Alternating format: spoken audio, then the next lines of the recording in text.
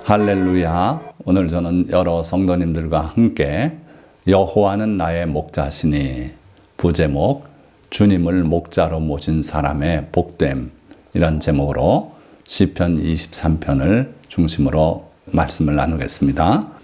너무도 잘 알려진 시편이죠. 시편 23편 여호와는 나의 목자시니 이렇게 시작되는 시편인데 사실 이 시작 오프닝이 대전제가 되고 있어요. 여호와께서 즉 주님께서 나의 목자가 되실 때 이러한 복이 있겠다 하는 거죠. 성경은 우리와 하나님의 관계, 우리와 주님의 관계를 아버지와 아들의 관계로도 묘사하고 또 때로는 남편과 아내의 모습으로도 묘사합니다. 아니면 왕과 그 백성으로 묘사하기도 하는데 오늘 우리와 주님의 관계는 선한 목자와 그 목자의 인도를 따르는 양의 관계로 묘사가 되고 있죠. 이게 바로 복된 삶의 대전제다. 우리가 평생을 살아갈 때에 복된 삶을 살고 싶으시면은 이 말씀대로 우리 주님이 당신의 목자가 되시고 우리는 주님의 기르시는 양이 될 때 복된 삶을 살 수 있다 하는 거예요. 이 시는 목동이었던 다윗이 지은 시죠. 그래서 양과 목자의 관계를 누구보다 잘 아는 그러한 심정으로 성령의 감동을 받아서 성도와 하나님의 관계를 잘 묘사하고 있다. 겸손한 마음으로 이 설교를 끝까지 함께 하셔서 참으로 복받는 그러한 성도님들이 다 되시기를 예수 그리스도의 이름으로 축원드립니다. 자, 먼저 간단히 목자와 양의 진실을 살펴보고 성경 말씀으로 들어가려고 합니다. 스가랴서 11장에는 선한 목자와 못된 목자가 다 기술이 되어 있어요. 그래서 선한 목자는 양을 위해서 자기 목숨을 바치는 그러한 자세로 일하는 사람이고 못된 목자는 자기의 이익만을 위해서 양이 잘못되고 하는 건 전혀 관계없고 자기 이익을 추구하는 자들이 못된 목자지요. 그래서 양에 대한 책임과 애정을 가지고 돌볼 때 참된 목자가 되는데 며칠 전에 제가 TV에서 다큐멘터리를 봤는데 아마 히말라야 산맥 그 지역 같아요. 거기서 야크, 들소죠. 엄청난 그 용모를 가진 그 야크를 방목하는 사람들의 삶이 잠깐 소개됐어요. 그런데 겨울이 다가오면은 그 산 정상 근처에서 먹이던 야크를 다 몰고 아래 동네로 돌아옵니다. 근데 그 길이 워낙 험하고 잘못하면은 부상을 입고 목숨을 잃을 수 있는 가파른 돌길을 달려서 내려오는데 그 중에 불행히도 어린 야크 새끼 한 마리가 심한 부상을 입었더라고요. 그런데 그걸 어떻게 처리하나 그 어미도 되돌아와서 자기 새끼를 불쌍히 여기고 이렇게 그러는데 어쩔 도리가 없을 것 같아요. 그래서 안타깝게도 저 부상 입은 어린 야크를 버리고 나머지 야크들을 몰고 내려오나 했더니 야크를 돌보던 아주머니가 여긴 목동의 아주머니예요. 그분이 끌어안아요. 야크 새끼를. 그래가지고 그 힘든 길 혼자 내려와도 위험한 길을 양을 끌어안고 그것도 또 한두 시간이면 모르겠는데 3일 길을 그러고 결국은 돌아와요. 그 모습을 보고 야 우리 주님이 우리를 양이라고 보시고 자기를 목자로 자처하시고 하는 이 관계는 바로 이러한 관계겠구나. 우리가 죄의 길을 갈 때 우리를 건져내시기 위해서 이 땅에 오셔야 했고 십자가에 못 박혀 피 흘려 돌아가셔야 했고 이게 바로 진정한 목자시구나. 그런 이해를 하게 됐어요. 자, 양에 대해서 또 잠깐 살펴보면 양은 우리가 갖고 있는 피상적인 개념과 다른 점이 상당히 많은 짐승입니다. 우리는 하얀 귀여운 그 양들을 생각하죠.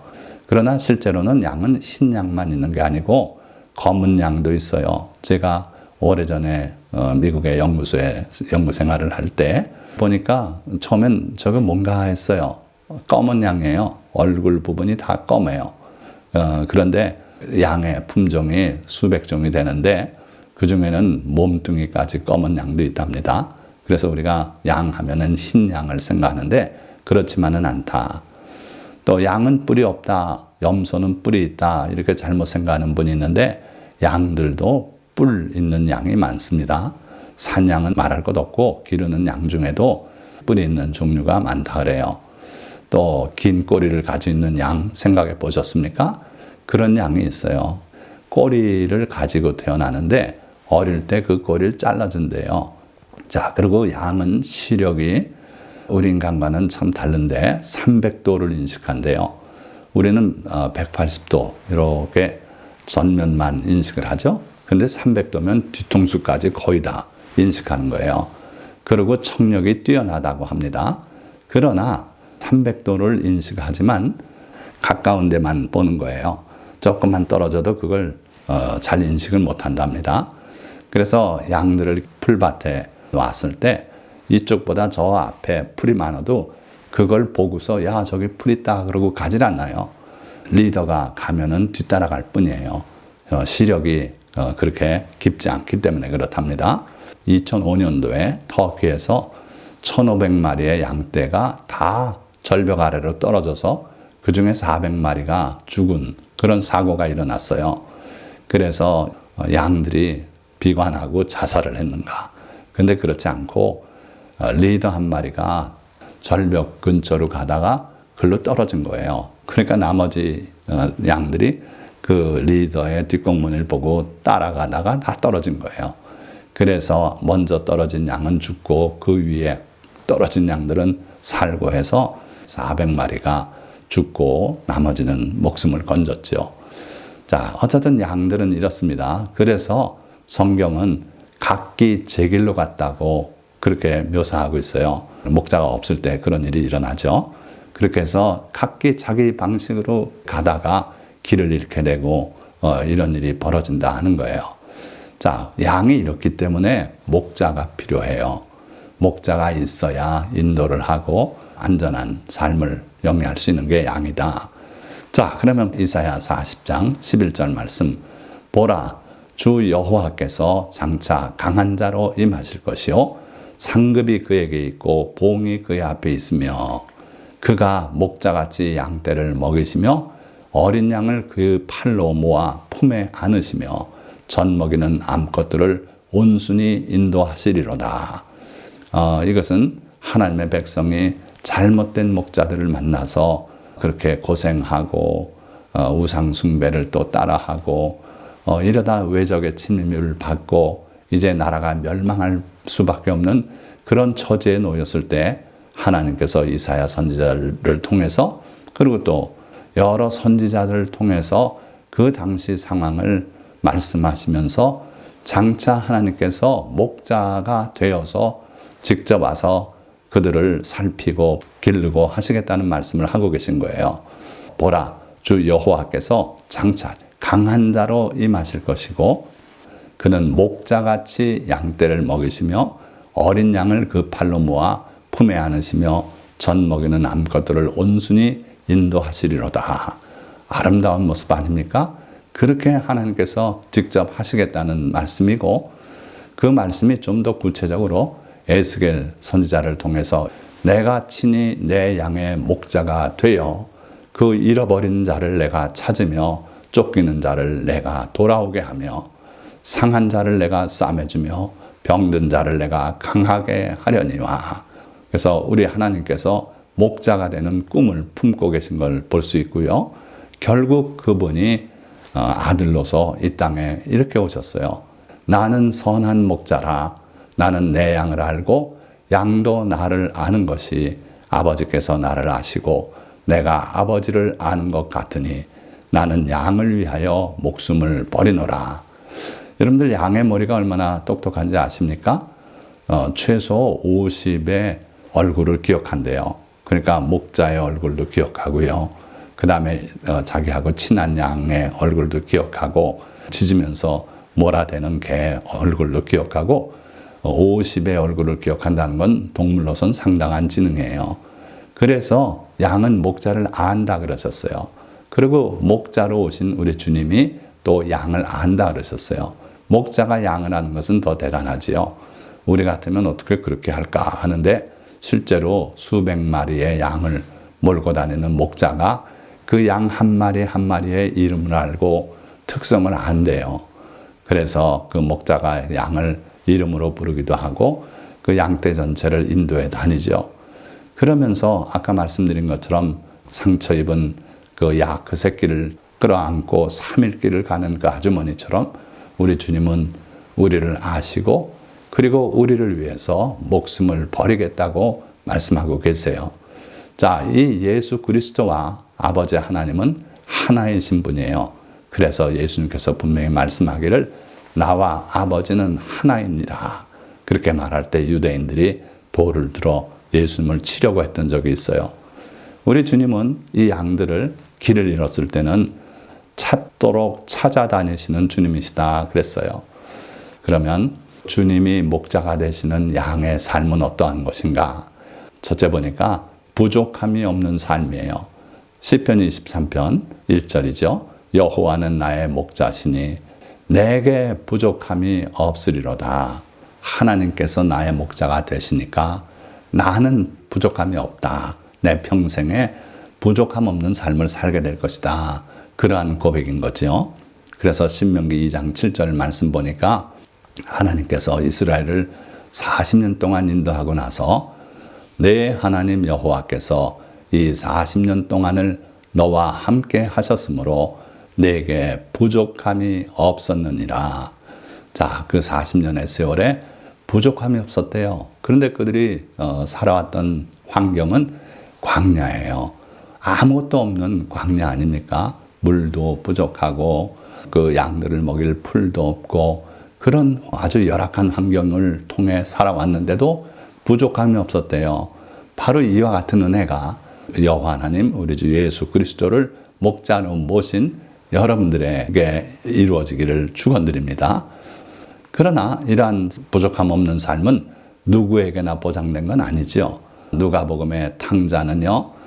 내 아버지에게는 양식이 풍족한 품꾼이 얼마나 많은가. 나는 여기서 주려 죽는구나. 죽을 직전까지 갔어요. 모든 게 핍절해요. 양식이 없어요. 그래서 돼지에게 먹이는 주염 열매를 조금 자기가 옆으로 뺏어 먹으려고 했더니 그것도 못 먹게 하는 거예요. 그래서 나는 여기서 주려 죽는구나. 그렇습니다. 주님을 목자로 모시지 않고 벗어나서 자기 힘으로 살아가려고 할 때는 어려움이 닥치게 돼 있어요. 어떻게 하라고요? 돌아오면 됩니다. 아버지 집으로 돌아오면 돼요. 그래서 여러분들이 혹시라도 예수 그리스도를 믿노라 하면서도 탕자처럼 자기 힘으로 살려고 나갔으면 돌아와야 돼요. 주님께 모든 걸 간구하고 주님께 맡기고 사는, 그래서 목자에게 기름 받는 그러한 양같이 사시면은 여러분들은 부족함이 없는 삶을 살게 되실 줄 믿습니다. 삶뿐만 아니라 쉼이 있는 삶을 주님은 약속하고 있는 거예요. 그가 나를 푸른 풀밭에 누이시며 쉴 만한 물가로 인도하시는도다. 자, 주님이 나의 목자신데 그 목자는 나를 메마른 땅으로만 끌고 다니시지 않고 푸른 풀밭으로 그 풀밭을 찾아서 나를 이끄시고 그 풀밭에 누워서 쉴 수 있게 하시고 또 잔잔한 물가로 쉴 만한 물가로 인도하신다 말씀하셨어요. 제가 목회를 시작할 때 교회 이름을 여러 가지로 생각하지 않았겠습니까? 그래서 푸른 초장교회, 또 쉼이 있는 교회 등등 말씀사랑교회로 정하기 전에 많은 후보 교회 이름이 있었어요. 그 정신은 뭐였냐면 교회에 출석하면서 많은 그 짐들을 지어요. 오히려 교회 때문에. 그렇게 해서 헌금 이것저것 하느라 허덕이고 바쁜 시간 내느라 허덕이고 나는 그런 교회 하지 말자. 성도들이 교회 나와서 쉼을 얻을 수 있는 위로받고 새 힘을 얻고 그런 교회를 하자. 그런 꿈을 가지고 목회를 시작했어요.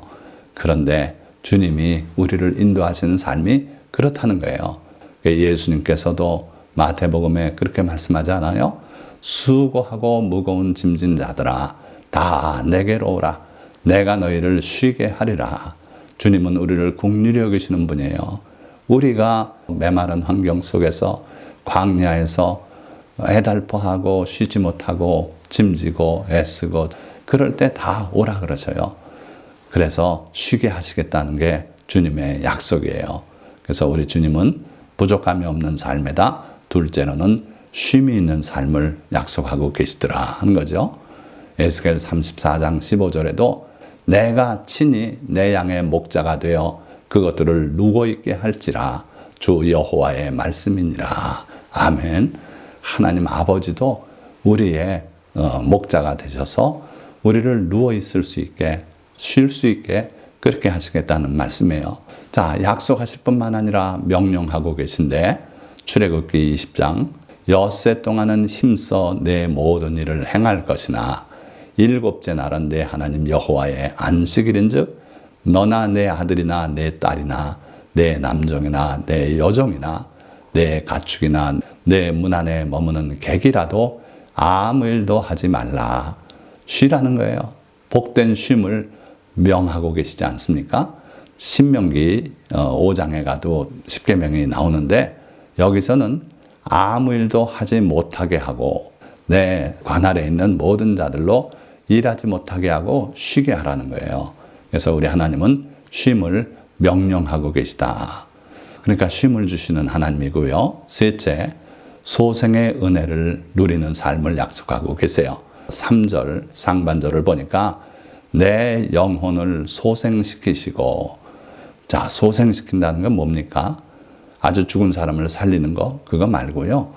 우리가 좌절하고 소위 말해서 영어로 번아웃 돼서 왜 사는지 삶의 의욕이 없어지고 우울증 같은 거, 그래서 정말 살고 싶지 않은 지치고 힘들어 할 때, 그때 하나님께서 내 영혼을 소생시키시겠다는 거예요. 실제적인 예를 보면요. 이세벨에게 공갈 협박을 받고 로뎀 나무 아래 죽기를 구하고 있던 엘리야, 그에게 하나님께서 천사를 보내서 어루만지시고 위로하시고 또 물과 또 떡을 먹이시고 2차례나 그렇게 하시고 결국 새 사명을 주시고 소생시키지 않았습니까? 또 비둘기처럼 쫓기고 지친 다윗을 하나님께서 위로하시고 이스라엘의 왕으로 세우셨어요. 시편 55편에 보면은 내게 날개가 있다면 내가 비둘기같이 날아가겠다. 저 사람 없는 곳으로 가서 거기서 살겠다고 그렇게 지친 마음을 거기에 기록하고 있어요. 영혼을 소생시키시는 하나님의 은혜로 다윗은 이스라엘의 왕이 되고 하나님의 일꾼이 되지 않았습니까? 또 예수님의 수제자 베드로는 어땠습니까? 그렇게 예수님 열심히 따라다니다가 마지막에 주님을 부인하고 스스로 좌절했어요. 나가서 심히 통곡했지만 주님을 배반했다는 그 좌절감 때문에 그는 결국 예수님을 만나러 갈릴리 호수에 모였을 때도 나는 물고기 잡으러 가노라. 예수님이 오셔도 예수는 배울 자격이 없다 생각했는지 나는 물고기 잡으러 간다. 너희는 예수님 만나라. 나는 빠지겠다. 그렇게 스스로 좌절의 심정을 드러냈던 베드로, 예수님께서 그에게 사랑 고백을 3번이나 하게 하시고 다시 내 양을 치라, 내 양을 먹이라 그렇게 말씀하시고 세우지 않으셨습니까? 이 세 사람뿐 아니라 우리도 주님이 목자가 되셔서 우리가 지치고 좌절할 때 주님은 우리의 영혼을 소생시키시는 주님이시다. 그리고 소생시키실 뿐만 아니라 자기 이름을 위하여 의의 길로 인도하시는도다. 주님은 자기 이름을 위해서 우리를 의의 길로 인도하신대요. 무슨 말씀입니까? 저는 이 말씀을 이해를 잘 못했어요. 하나님은 자기 이름만을 위해서 무슨 일을 하시는가? 그렇지는 않습니다. 하나님은 사랑이시라 그랬고 우리를 위해서 아들을 보내셨고 그리고 십자가에 못 박아 피 흘려 우리를 살릴 수 있는 길을 여신 분이에요.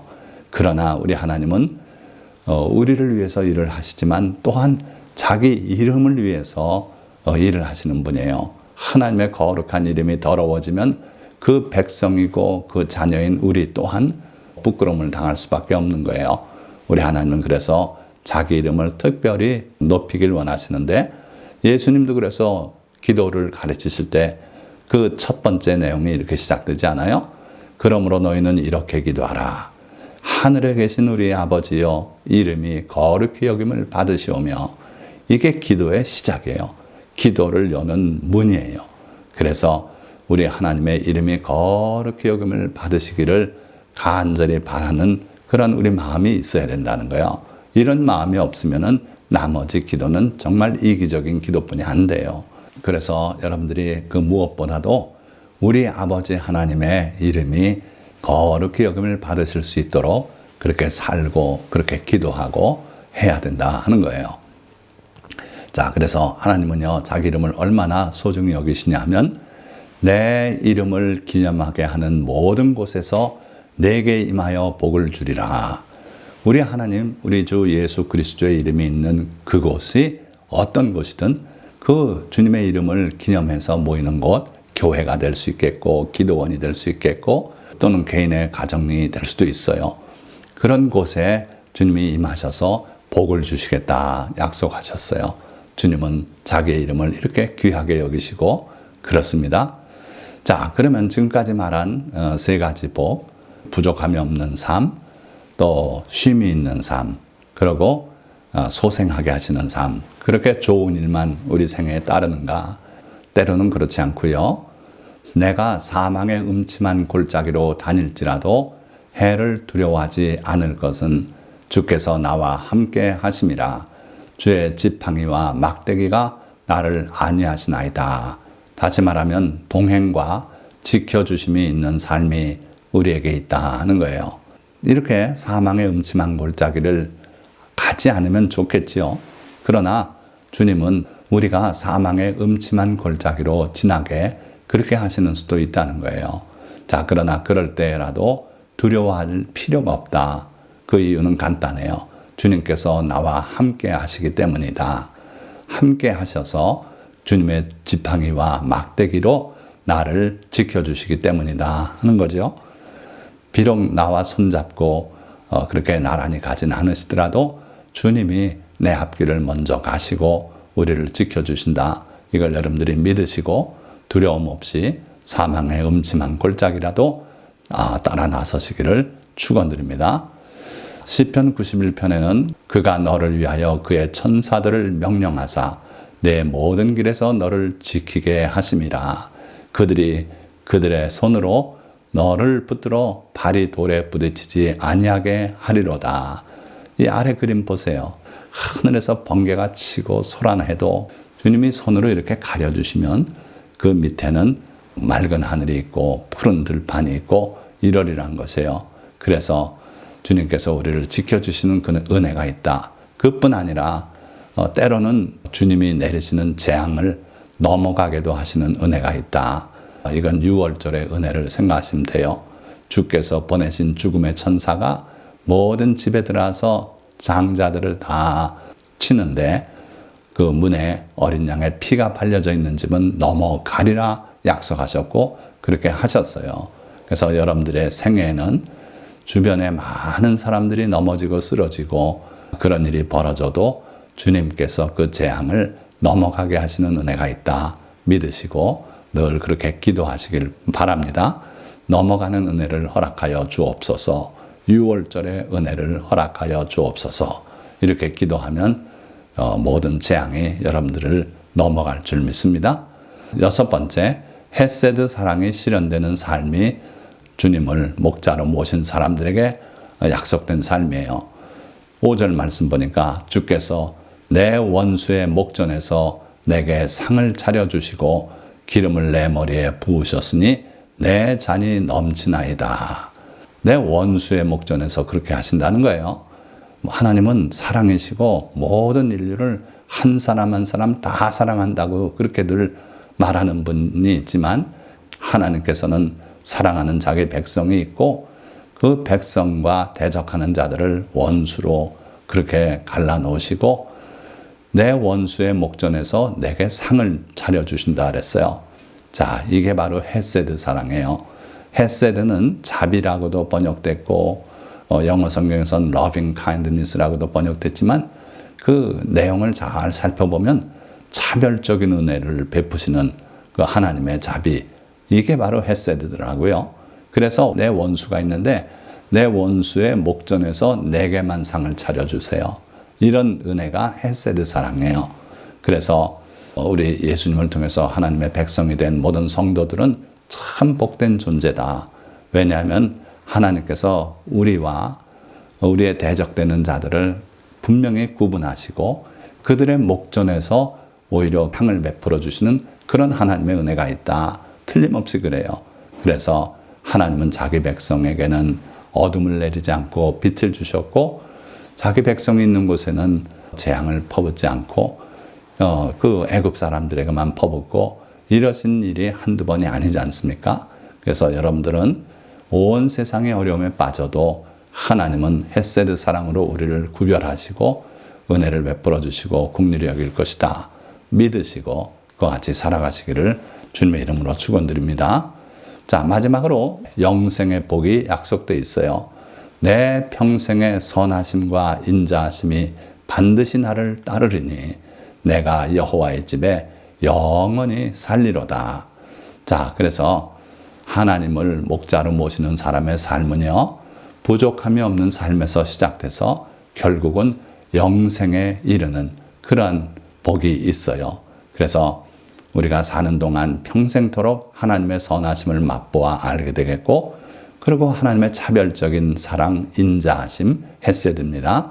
그 하나님의 차별적 사랑이 반드시 나를 따를 것이고, 그리고 결국은 여호와의 집에 영원히 살게 될 것이기 때문에 여러분들은 복받은 자예요. 여러분들의 삶이 항상 이렇게 되기를 주님의 이름으로 축원드립니다. 자, 말씀을 맺겠습니다. 주님을 자기 목자로 모시고 사는 사람은 평생토록 주님의 선하심과 헤세드 사랑, 즉 차별적인 사랑 속에 살다 결국 여호와의 집에서 영원히 살게 될 것입니다. 그리고 그의 삶에는 부족함이 없으며 참된 쉼이 있고 지치고 넘어질 때 소생의 은혜를 누리며 사망의 음침한 골짜기를 가더라도 주님이 동행하여 지켜주심으로 해를 두려워하지 않을 것입니다. 오늘 이 설교 말씀을 경청한 모든 성도님들, 주님을 목자로 모시고 그를 사랑하며 그의 사랑 안에 살아서 이런 복을 모두 누리실 수 있기를 예수 그리스도의 이름으로 축원드립니다. 기도하겠습니다.